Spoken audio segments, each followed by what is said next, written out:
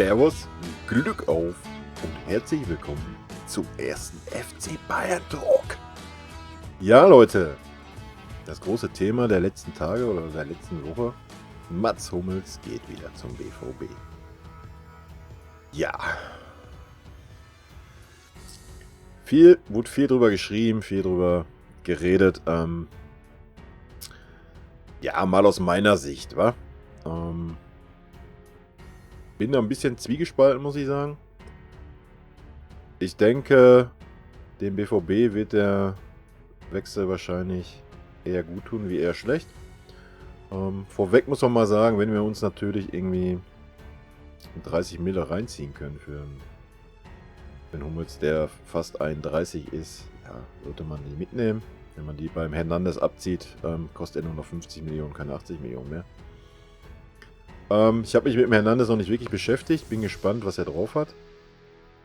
Der Hummels hat bei uns, im Gegensatz zu seiner Dortmunder Zeit, nie die Leistung gebracht. Also er war in Dortmund einiges stärker als wie bei uns in München. Auch auf die ganzen 3 Jahre gesehen. Also jetzt meine persönliche Meinung.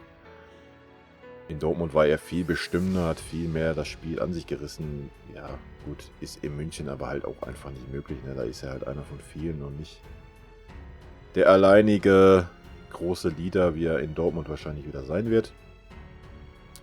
Wie gesagt, den Dortmundern wird er aus meiner Sicht wahrscheinlich sehr gut tun.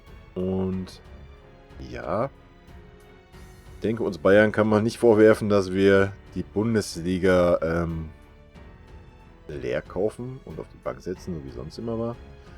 Um mal ganz kurz hier auf den BVB einzugehen, wenn man sieht, dass sie den Brandt noch geholt haben und den Schulz und so weiter. Ja, warum wir den Brandt nicht zu uns geholt haben, weiß ich übrigens nicht.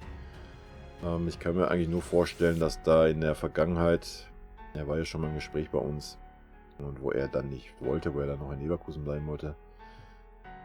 Und ich denke, dass dann so die Verantwortlichen gesagt haben, ja, fick dich, ne? Wenn du da nicht wolltest, wollen wir dich jetzt auch nicht. Ansonsten hättest du natürlich einen Brand holen müssen für 25 Mille oder was die Dortmunder bezahlt haben, ist natürlich ein Witz. Weil so schlecht ist er nicht und wenn er nochmal einen Schritt macht, kann er einen richtig guten werden. Und ja, habe ich mir damals allerdings beim Werner auch gedacht, warum sie den nicht aus Stuttgart geholt haben. Das Problem ist halt bei uns, ja, jetzt so, ich meine, Brandt hat schon Erfahrung, ja, deswegen verstehe ich es da gar nicht eigentlich.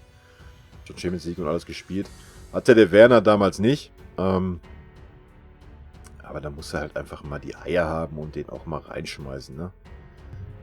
Ich meine, der Van Gaal hat es damals vorgemacht, dass es trotzdem geht bei uns, ja. Er hat den Müller, den Bardi einfach reingeballert, hat gesagt, yo, das sind meine Spieler und gut ist. Ich verstehe nicht, warum da heute keiner mehr die Eier hat. Ich meine, der Uli hat sogar noch gesagt, er möchte gerne wieder Talente sehen und dann hauen sie aber die besten Talente weg, wie jetzt an Bremen. Ja, verstehe ich alles immer nicht, ne? Da muss auch mal, man muss auch mal, wenn wirklich jemand das Talent hat, ja, muss man halt mal die Eier haben, so wie es der Van Gaal hatte. Und ich meine, wenn nicht jetzt zum Umbruch, ja? Wir hauen alles weg, Ribéry ist weg, Robben ist weg, Hummels ist weg, Boateng wird mit Sicherheit auch noch gehen. Und ja, also, verstehe ich nicht. Generell, erstmal zum Hummels zurückzukommen, was ja eigentlich das Thema des Videos sein sollte. Ihr seht schon, ich werde ein bisschen abschweifen, immer mal wieder, ja. Aber erstmal zu mir vielleicht, ne? Was befähigt mich überhaupt, über den FC Bayern zu reden? Bin seitdem ich denken kann, Bayern-Fan, geboren in Hamm bei Dortmund, mitten im Ruhrpott. Bin seit über 20 Jahren Bayern-Mitglied und auch Club 12 Mitglied. Weiß ich nicht, dass hier irgendwie die Kamera jetzt zeigt. Ja, so halbwegs so. Ich müsste mich ganz verdienen. Ich habe es also auch auf dem Körper und rot wie Blut, weiß wie Schnee, Leute, durch und durch. Wenn ich Karten kriege, bin ich auch in München, bin bei jedem Auswärtsspiel, wo ich Karten kriegen kann. Leider, selbst als Mitglied, ja, ohne Fanclub kriegst du schlecht Karten. Für den Fanclub fehlt mir einfach die Zeit und ja, das befriedigt mich auf jeden Fall, mich über meinen Verein zu äußern. Ich bin, ja, kein Erfolgsfan, klar. Ihr könnt mich Erfolgsfan nennen, wir haben nun mal die letzten 10 Jahre Erfolg. Liegt an euch selber, seid ihr selber schuld. Und ja, ihr könnt auch hier unter dem Video haten, ist mir relativ wurscht. Ihr könnt euch hier voll auslassen. Ich gar kein Problem mit. Euer Hass ist unser Stolz, ne? Da wisst ihr gleich Bescheid, wie meine Meinung ist. Ja, zum Hummels. Wie gesagt, aus meiner Sicht hat er nie die Leistung bei uns gebracht, wie er sie in Dortmund gebracht hat. Und ja, er wird ein bisschen fehlen, was Spieleröffnung anbelangt. Ab und wann ist ja mal einer von seinen 2 Millionen Außenrisspässen, die er immer gespielt hat, angekommen. Habe ich auch nie verstanden, warum er da einmal einen auf Zampano macht, anstatt den einfach reinzuspielen. Also, ich finde es gut, ist gewagt, ja, beide Erfahrene da hinten wegzuhauen. Aber ich meine, der Süle ist natürlich auch ein Turm und hat ja jetzt auch schon ein bisschen Erfahrung gesammelt und auch ein bisschen mit Sicherheit was mitgenommen vom Mats und vom Boateng. Ja, ich denke, der Hummels wird halt die Ansage gekriegt haben von Kovac, dass halt der Süle und der Hernandez das Innenverteidiger-Duo Nummer 1 sind und er wird wohl keinen Bock gehabt haben, da um seinen Platz zu kämpfen. Und in Dortmund werden sie ihm gesagt haben, yo, du bist unser Leader, du musst die jungen Burschen hier weiterbilden, ranführen, whatever. Und von daher aus meiner Sicht absolut nachvollziehbar, dass er da hingegangen ist. Wie gesagt, aus meiner Sicht für den FC Bayern super. Wir ziehen uns 30 Meter bestimmt safe rein und ein bisschen mehr vielleicht wie irgendein Boni. Problem ist, es könnte echt schwer werden, dieses Jahr Meister zu werden. Ich denke, da werden die Dortmunder die Nase eventuell vorne haben. War ja im letzten Jahr schon so, da haben sie es selber verkackt, weil, ja, keine Ahnung, vielleicht die Champions League Doppelbelastung zu junger Mannschaft und sowas. Da haben sie jetzt ja ein bisschen gegengesteuert und wird, ich denke, eine spannende Saison werden. Das wird kein Durchmarsch werden und wenn dann, also wir werden nicht durchmarschieren, dann vielleicht eher die Dortmunder als wir. Bei uns muss man sehen, ja, erstmal der Hernandez ist natürlich jetzt auch verletzt und so weiter. Ansonsten, aber ich mache mir eigentlich für die Innenverteidigung, wie gesagt, der Süle ist eigentlich nie verletzt gewesen. Er ist da hinten für mich ein Turm, eine Granate und zur Not stellst du Martinez daneben, ja, wenn alle Stricke reißen, aber du hast den Hernandez gekauft, du hast den Pavard gekauft, obwohl ich dabei eigentlich von ausgehe, dass er rechts spielen wird und der Kimmich ins Mittelfeld rückt. Und dann hast du den Martinez halt, den da hinten reinstellen kannst. Oder den Pavard kannst du ja auch reinstellen, wenn der Hernandez noch nicht klarkommt. Und den Kimmich halt wieder nach rechts hinten. Oder also in der Abwehr mache ich mir eigentlich keine Sorgen. Da haben wir so viele Rochaden, die wir auch stellen können. Also da mache ich mir echt keine Sorgen. Sollte für die Champions League, ja klar. Für die Bundesliga, wo, ja, bitte euch, ey. Das sind 3, 4 Vereine, wo die Abwehr mal gefordert wird. Sonst steht da eh alles hinten drin. Da mache ich mir also gar keinen Kopf. Ansonsten, ja, vorne mache ich mir schon ein bisschen Sorgen, muss ich sagen. Da muss irgendwas passieren. Ribéry und Robben weg. Ja, dann nehm's Coman. Coman ist eine Granate, ist aber auch Arjen Robben 2. Spielt ungefähr 1/3 der Saisonspiele aktuell.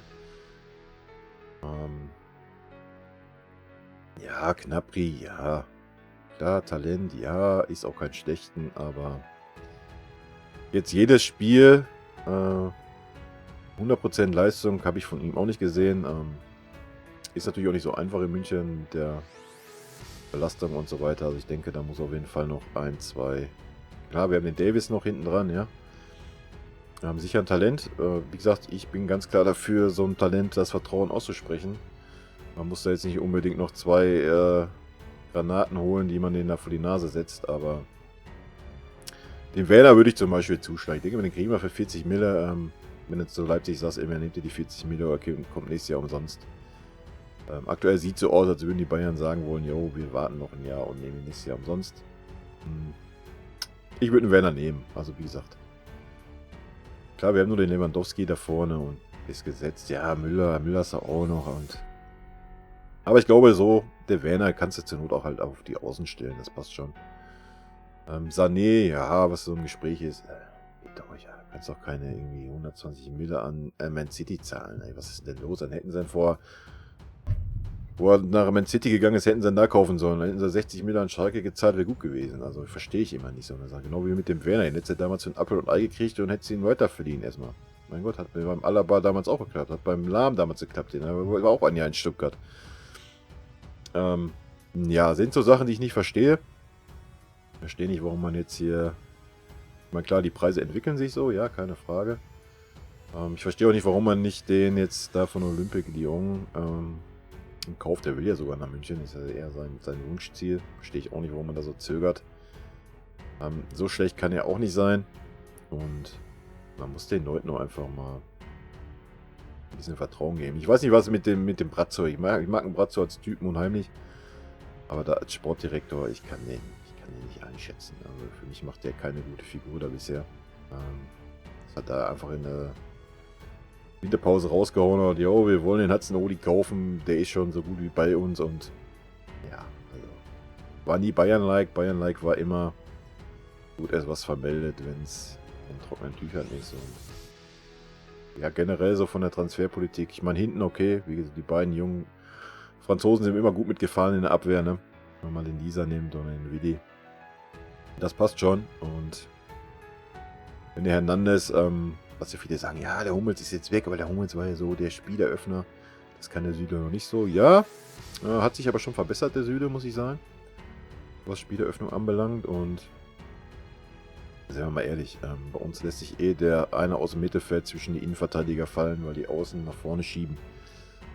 Der kann das Spiel dann auch eröffnen, wenn das echt beides Graupen sein sollten. Aber wie gesagt, der Süle hat sich da schon verbessert und der Hernandez kann so schlecht als Weltmeister jetzt auch nicht sein und kommt von Atletico Madrid. Also ja, ne? Mache ich mir wenig Sorgen. Vorne, wie gesagt, da müssen wir ein bisschen was tun. Defensive Mittelfeld, wie viele sagen, ja, jetzt ist den noch kaufen müssen da. Der Rodrigo oder wie hieß der von Atletico? Pff, bitte euch, was sollen wir defensives Mittelfeld kaufen? Totaler Schwachsinn, ey. Wir haben Xavi. Xavi ist der Mann im defensiven Mittelfeld. Brauchen wir uns nichts vormachen. Brauchst einen defensiven, muss einen Xavi reinstellen. Haben wir auch diese Saison, letzte Saison gesehen. Ja, der hat da viel zu wenig gespielt. Klar, kannst du argumentieren, in der Bundesliga brauchst du nicht unbedingt. Aber dann hätte doch mal den Sanchez mal ein bisschen die Chance gegeben. Aber der wurde auch komplett außen vor gelassen, der Junge. Da wundern sich, dass er weg will. Also mal ganz im Ehrlich. Der war bei der Europameisterschaft eine Granate, ja. Da haben sie dann auch völlig zurecht gekauft für 35 Mille. Ja, und dann lässt er so einen Jungen da vergammeln. Finde ich sehr schade. Genau wie mit dem Goretzka. Gut, der war dann zwischenzeitlich verletzt, aber mit dem Kimmich zusammen war das schon richtig gut. Wenn er noch den Thiago da nochmal als kreativen Mann, der nicht ganz so den Zug hat, ja, mit da ins Mittelfeld stellst, dann hast du doch da ein gutes Dreier-Mittelfeld. Und zur Not hast du, wie gesagt, den Martinez, wenn es ein bisschen defensiver sein soll und gut ist, ne, dann muss man da einen Heckmeck machen. Dann hast du den Sanchez auch noch. Aber den muss er dann halt einfach mal spielen lassen, auch ein bisschen. Wie gesagt, ich denke, der Sanchez wird auch noch wechseln wahrscheinlich. Ich hoffe, die werden den Martinez nicht auch noch verkaufen. Der war ja auch im Gespräch zurück zu Bilbao. Also dann wird's haarig. Also man kann ja echt einen Cut machen wir ja gerade. Aber ein bisschen Erfahrung sollten wir auch behalten. Und wenn wir jetzt hinten, wie gesagt, ich gehe davon aus, dass der Boateng auch noch wechseln wird. Dann hast du da, man muss halt einfach sehen, die Erfahrung ist dann komplett weg. Ne? Meine Süle hat jetzt noch ein bisschen Erfahrung. Ich meine, der Hernandez ist auch keiner, der keine Erfahrung hat. Er ist immerhin Weltmeister und war bei Atletico, hat auch Champions League gespielt. Also, das passt schon. Da mache ich mir echt keine Sorgen, wie gesagt. Ja, ich bin gespannt.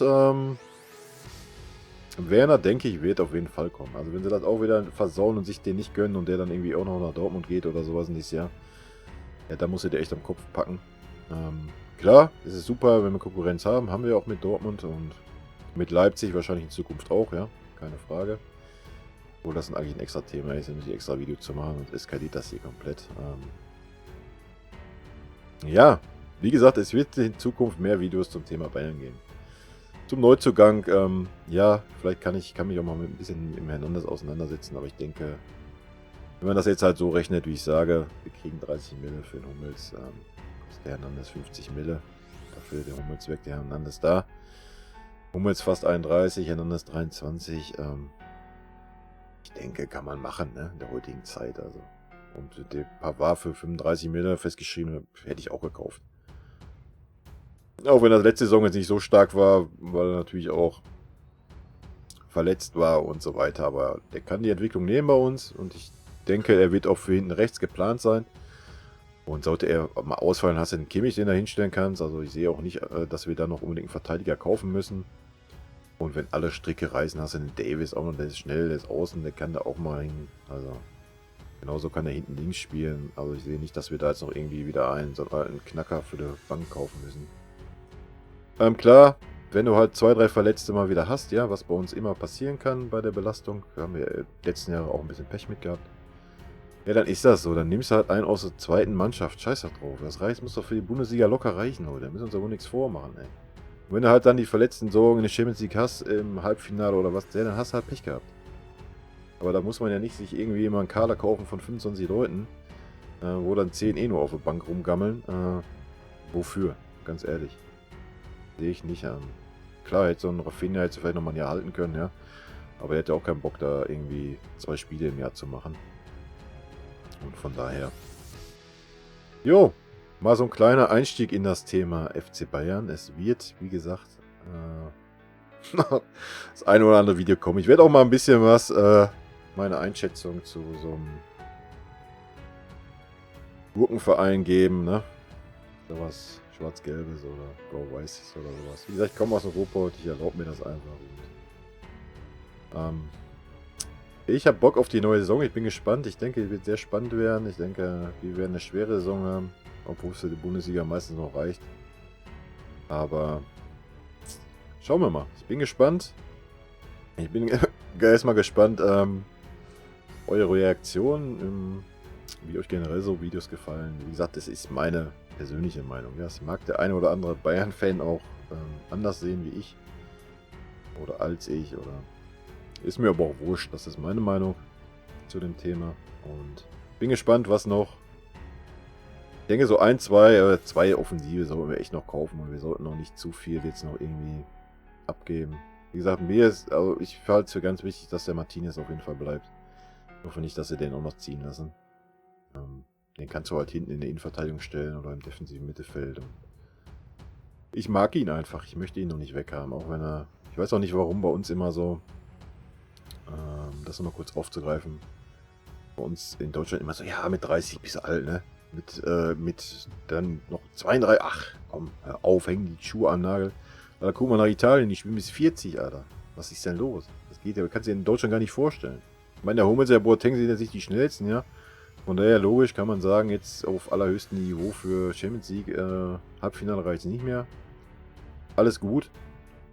Aber mal so allgemein verstehe da nicht. Ja. Ich meine, habt ihr damals den Roberto gesehen, der spielt wahrscheinlich immer noch, der kann bis 50 spielen. Also. Weiß ich auch nicht, was das in Deutschland immer soll. Das ist so ab 30, ja, jetzt bist du scheintot, kannst kein Fußball mehr spielen, das ist alles verlierend oder was, ne? Ist auch so ein Thema, ja. Wie gesagt, es gibt so viele Themen rund um Fußball, ich habe gedacht, da könnte ich so viel loslegen, aber das mache ich alles in extra Videos. Ich will hier nicht irgendwie Videos machen, die so eine Stunde knallen, das macht auch keinen Sinn, hört sich keiner so an. Wir machen mal so einen zarten Einstieg in die ganze Materie, so mit ein paar kurzen Videos. Und ja, viel Gelaber, wie gesagt, Hummels Wechsel, Fazit. Aus meiner Sicht vom FC Bayern Seite alles richtig gemacht. Früher wäre es nie vorgekommen, dass wir ihn innerhalb der Bundesliga weggegeben hätten. Angeblich hat er noch ein Angebot von Man United gehabt. Ja, also wenn das so wäre, ja, glaube ich nicht, dass der FC Bayern gesagt hätte, du darfst nach Dortmund gehen. Würde mich sehr wundern. Ich meine, vielleicht ist der Uli ein bisschen weich geworden über die Jahre. Ja, wäre früher nicht gegangen. Also früher habt ihr beim Cola oder sonst was gesehen. Da gab es nur Bayern, danach Ausland. Es wäre nie das Ding gewesen, dass er zurück in die Bundesliga wechselt. Und schon gar nicht zum Hauptkonkurrenten, den wir mit dem Hummelswechsel definitiv gestärkt haben. Macht es natürlich ein bisschen interessant, ja.